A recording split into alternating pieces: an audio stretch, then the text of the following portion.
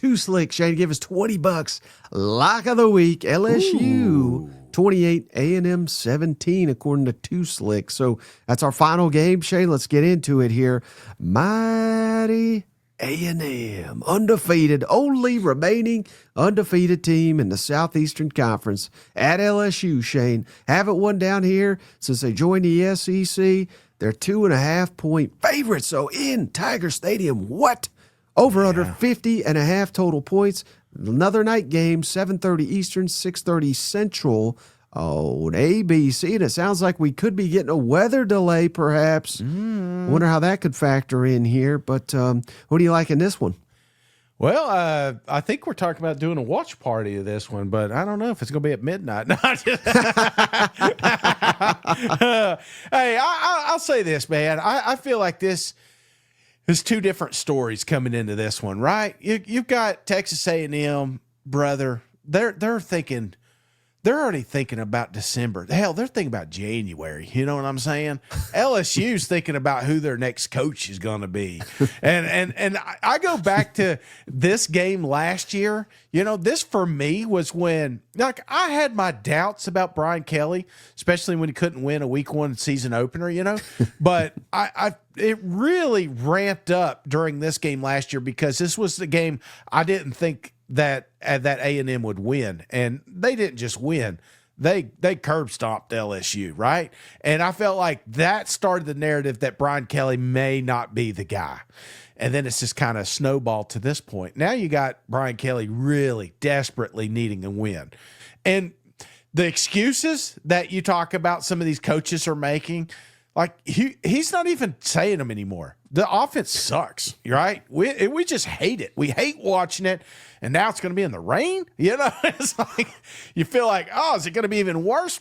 I don't think so, man. I think there were some small steps forward last week. They're very minimal, but I feel like there is some progress here with this LSU offense, especially with the running game. I love this. What's this? True freshman, or what's his name? Man, I love him. No, not Durham, but the other kid. Not Perry. Is it Perry? No. Anyway, you're gonna Barry. Yes, you're gonna get a dose of him. I love this kid. I feel like he could be the next great LSU running back, and that's kind of what they've been missing. It's just the balance. Nuss doesn't need to win it with his arms anymore. So you do that. You do this with the defense. You do it at home. You may be able to beat Texas A&M, but then I say all that. Then I look at the other side. I'm like, you know what? There's not a more balanced football team in the country than the Aggies that are coming down here. It's offense, it's defense, it's special teams, it's everything. Everything is running smooth. You know, we're making side bets if Marcel Reed will accidentally throw an interception. That's just how bad it is for Texas A&M right now. And there's two camps. There's ones that say Texas A&M hasn't played anybody, and Texas A&M, you know, is back, baby. Number one. I got to pick one. And I'm going to pick one right now. I'm going with the home team. Give me LSU, giving A&M their first loss, 31, Texas A&M 28.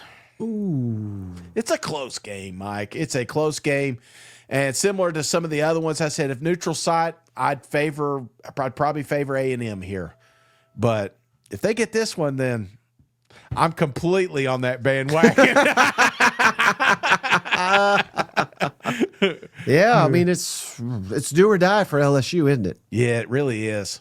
Now, if you're capable of beating a team of this caliber, you know, A&M's what, number 3, I think, in the polls. Yeah. You know, I think that buys a lot of goodwill down there in Baton Rouge. And I know it's silly to say, you kind of almost hit on this, but you know, I think LSU's offense is looking better and better each week. It's kind of hard to tell because they're losing these damn games. Nobody gives a damn if you're looking better but losing, right? So this will be a test here. A&M's defense, at times they look sensational, particularly when they're able to overmatch someone on the offensive line, which, that's a little bit of a weakness for old LSU. Shane, Brian Kelly came into the year saying, buddy, I've coached some good offensive lines. This is as good as any of them. And fast forward here, 2 months into the season, he's saying, God, if we had we had 5 more guys, I swear, would be playing them. You know, like you can't have it both ways. You can't say there's an elite offensive line and God, these guys suck ass. I mean, you just can't do that. We got Brian Kelly out here, hat in hand. You know, at one point he's calling the fans spoiled, and now he's saying, "Hey, we're trying, we're turning it around, we're getting it close here." I think Garrett Nussmeier's really got to have his best game of football for LSU to win. Meanwhile, A&M, you know, we still haven't seen it without Le'Veon Moss. We haven't seen that hurt them yet. Yeah. Now, it killed him last year without him. He basically was the offense, but thank goodness this year, Shane, we got Mario Craver and Casey Concepcion, the best 1-2 receivers, not just in the SEC, but probably the nation here. So, big spot here for Marcel Reed. He's been, I want to say wildly inconsistent, but he has been inconsistent at times. Yeah. Now, he's got a couple of road wins already under his belt, so it's time to put some respect under Marcel Reed's name. And hell, you know, what is it that kills Blake Baker's defenses? A running quarterback, Shane. So they may not face a quarterback as mobile as Marcel Reed as they're going to all the rest of the season. So it's difficult to put a whole lot of stock in LSU's defense, and it sounds like Weeks is out. So that's not, unless I know they're just about to update the injury report, but he was doubtful yesterday. So unless he's been upgraded, he's probably out for this game, and he's kind of the heart and soul of that defense. Problem, Shane? A&M, you're 100% right. They just don't win in Tiger Stadium, and I guarantee, Shane, they ain't going 3-0 on this road, this 3-game road stretch. I promise you they're not. And, Shane, it's in Death Valley, Tiger Stadium at night. Like Brian Kelly says, we don't lose in Tiger Stadium. Well, you're going to lose on Saturday. Come on, Aggies, give me 31. LSU, you're getting 20 because your offense ain't worth a shit. A&M covers, wins by double digits. Same here as mighty A&M on the road at LSU, Steven. 7:30 Eastern, 6:30 Central. Nationally televised, of course, on ABC. A&M favored on the road. What? In Tiger Stadium? Do they not know the history, Steven? A&M favored by 2.5 points. Over under 47.5 points. A&M has yet to win at LSU since they joined the Southeastern Conference. Is history made on Saturday, Steve? Mike, I think that stat is super important to this game, because if you just look at the way that the series has gone, it has been a struggle for A&M on the road at LSU. Also, just think about where this matchup sets up. You've got Texas A&M trying to kind of write a new chapter in the program. Not trying to be 8-4, they're trying to be playoff good, and they're right there on the cusp of that. If you're LSU, the word is desperation. Back against the wall, 5-2. You can't afford another loss because you still have to go to Alabama and you still have to go to Oklahoma. And with the way that Arkansas can score, I mean, there's no guaranteed win right now for this team. So the fact that this game is at home, the fact that LSU is desperate, it wouldn't stun me if they won this game. Now, I've probably been a little bit too optimistic on LSU's offense breaking out at some point. I think they kind of just are who they are at this point. And I think what really worries me is this LSU offensive line, because Cassius Howe and this pass rush for Texas A&M is coming on Saturday night. LSU's beat up on the offensive line. We know they've had some issues on the ground. Texas A&M, 25 sacks this year. They're going to have to get rid of the ball quick out of Nussmeier's hands, or they're going to have to figure something out, because the edges could be a real problem on Saturday night. So can LSU find some balance? You don't want Nussmeier to be 3rd and 8, 3rd and 9, 3rd and 10 all night, because I think that's just a recipe for him to take too much pressure. Texas A&M's defense has been vulnerable on the road, though. 40 points in their 2 road games in Notre Dame and Arkansas. So there are some questions how they travel here. The other side of the ball is a good on good. I mean, Texas A&M's firepower with the offensive line, the rushing attack, the receivers, they've got a lot of firepower they are bringing to Death Valley. And then this LSU defense, which is good, but they've played 2 top 25 teams, and Vanderbilt and Ole Miss, and both of those were able to move the ball.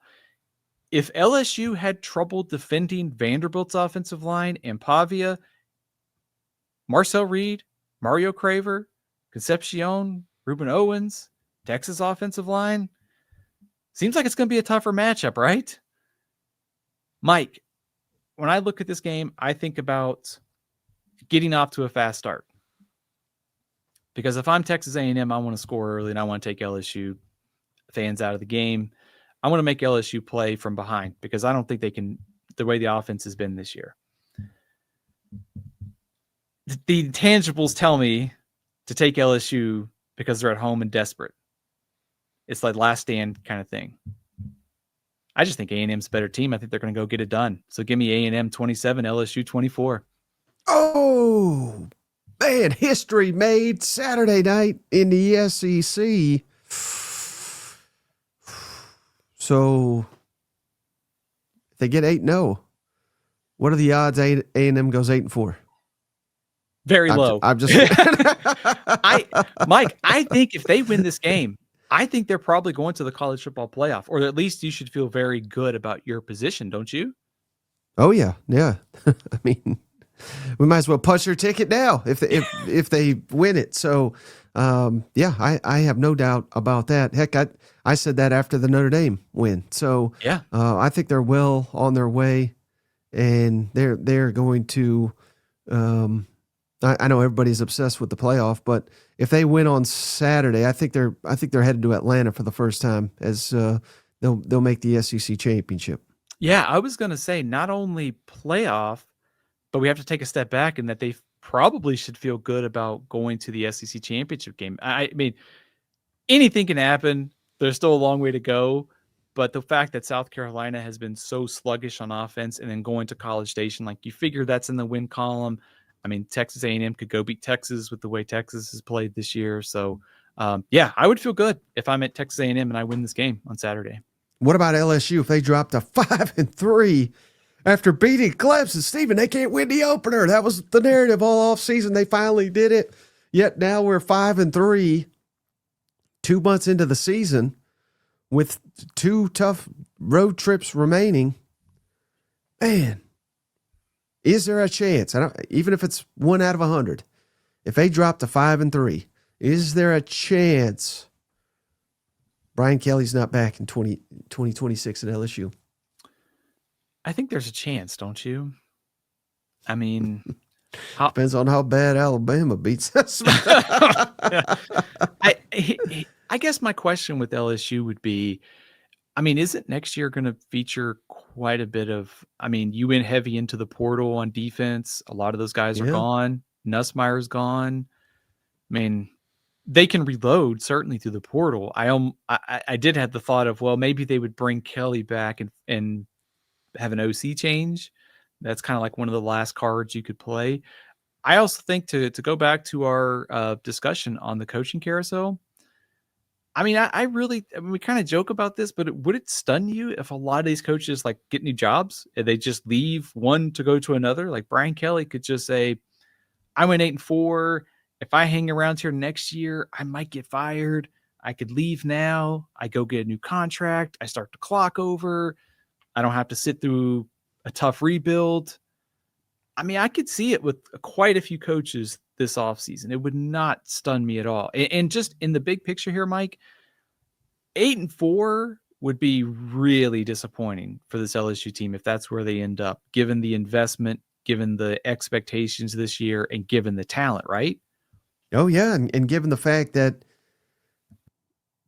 now, again, I know Florida didn't live up to the hype, but my narrative, and I think it was shared by many, that if they could have a really bad season if they lost to Clemson in the opener and lost to Florida for the second consecutive season. I said the loser of that game, I think the coach is getting fired. So the fact that they start if you start 4-0, I know the other two are not impressive, but if you start out 4-0 and you end up 8-4, That ain't good. That ain't good enough for a guy that came Yeah. down here and said, I'm down here. I came down here to win national championship. He is, I think he's proven that he's incapable of doing that. Not to mention, what if Vanderbilt makes the playoff? What if Ole Miss makes the playoff? You're talking about those two teams making the playoff over LSU would certainly not sit well if I was an LSU fan. Like, they're making the playoff and we invested this offseason, we went 8-4. So it feels like every week is going to be a playoff at this point for LSU because of those two losses. If you can beat A&M, maybe you lose to Alabama, but maybe you still find a way to get to 9-3, and at least you're in the conversation. I don't think the feelings are as bad, but certainly I still think it's very disappointing because you did check off a lot of boxes. You won the opener, beat Florida, but in the SEC to finish 9-3 or 8-4, given that you had one of the best quarterbacks in the country coming into the season, plus the portal investment on defense, would really scream disappointment for me, even at 9-3. Mm-hmm. I think they're going to have to pull a Oklahoma or Vanderbilt. Go get you a quarterback combo, because if they bring back Brian Kelly, if they bring him back, coordinator quarterback combo to get this offense rolling immediately, because they ain't going to give you a year or two to see if the offense can get going. Yeah, that's a great point. Like, which coordinator and quarterback could you go get right away that supercharges your offense, much like Beck and Pavia, Arbuckle, and Mateer? So that is kind of like the one thing I could see is, like, at the end of the year, they put out the statement saying, look, we haven't met expectations, but we're going to get Brian Kelly all the resources. Joe Sloan is let go. They hire a new OC. Michael Van Buren showed some things at Mississippi State. They're not totally empty at the quarterback position, just thinking ahead a little bit. But yeah, it does feel like if he's back next year, it is make or break. There's no coming back from 8-4 in 2026.